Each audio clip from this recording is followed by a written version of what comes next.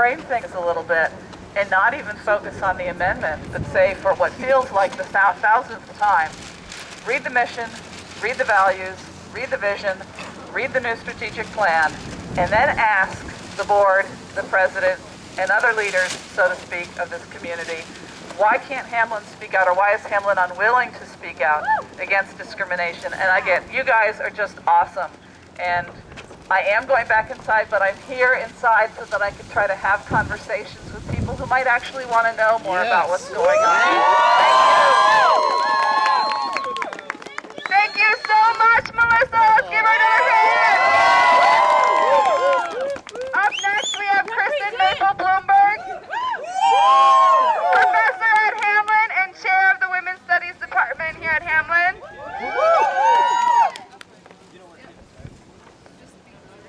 Hey everybody, I'm not just a Hamline faculty member, I'm a Hamline alum. Piper class year 1990. I'm also an active United Methodist laywoman. So I come to you from many different perspectives. Tessa asked me to talk to you a little bit about the Hamline history of social justice. So I have some things to tell you that you will enjoy. In 1854, Hamline stood up for persons many believed were second-class citizens, women. As a result, Hamline was among the first dozen truly coeducational colleges in the United States.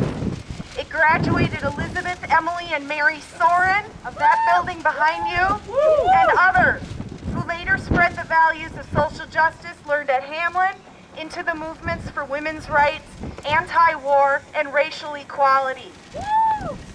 In 1920s, Hamline stood up for persons many believed were second-class citizens, students of color. And Hamline was among the first white colleges in the United States to welcome African-American students.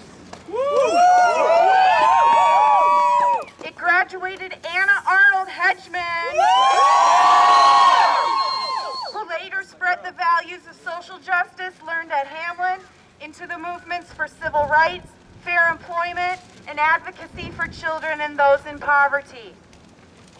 At its founding, Hamline purposefully chose not to include the requirement of a profession of faith or membership in a particular denomination because our founders believed we would be judged by our actions, not our words. Our actions would show the world what our values are and attract others to our community of choice. In 1912, newly appointed Hamline President Samuel Kerfoot, himself a Hamline alum, declared, "We are not here as an educational institution wholly, but chiefly for the great business of making men and women."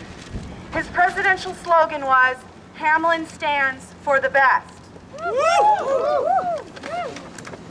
Hamline has always vigorously pursued social reform. In the early decades of the 20th century, immigration restriction, a living wage, the 8-hour workday, and world peace were debated in and out of class. And our community was urged by one student leader to, quote, "become active in world's work." He explained, quote, "Our influence and attitude toward the problem of life is going to shape and determine the attitude of many others." That's a core Piper value. And here's a story you'll find interesting. This is a story of how the real Hamline, its students, alumni, staff, and faculty literally saved our school. In 1930, during one of the worst economic times in history, the administration thought a solution to our financial problems was to sell Hamline and merge it with the University of Minnesota. But the alumni, students, and faculty rose up with a loud voice, and President Alfred Hughes was forced out. A few years later, the Oracle reflected that a university president was, quote, "not absolutely necessary." It said, this is from the Oracle, it said, quote, "with the right kind of a faculty and the right kind of an alumni body, we have been able to get along without any supreme executive power. Let us always remember when Hamline University was a democracy. Shout out to the Oracle. So keep raising your voice. We are that democracy. We are a community of choice, and we are not called to be all things to all people. We are called to lead the people. We will persist long after others are gone. This is our school. We are Hamline. Thank you so much, Kristen. Who's school? Our school. Hey, Hamline, what do we say? Hey, Hamline, what do we say? Stop homophobia today! Hey, Hamline, what do we say? Stop homophobia today! Whose school? Our school! Whose school? Our school! Next we have Zachary Knutson, another Hamline student. Give him a warm welcome. Well, let me tell you, I'm not your average Republican. Consider me the representative of the GOP that actually walks the walk.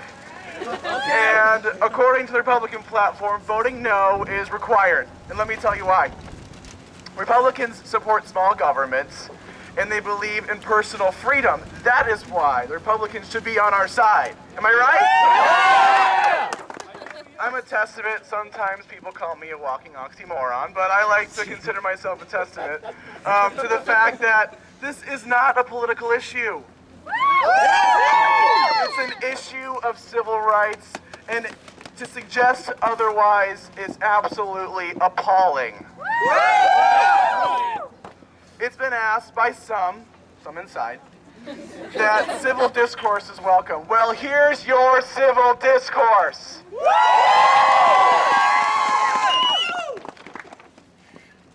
Sorry, everybody. It's also been said that Hamline has never taken a stance on civil rights issues. Well, my question to them is, don't you wish you would have? That's a good question.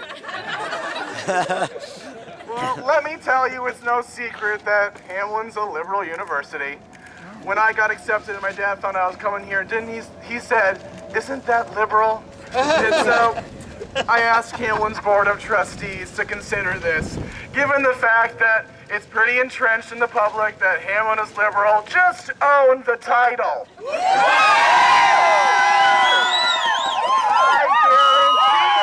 I guarantee you people will embrace you more if you stop beating around the bush.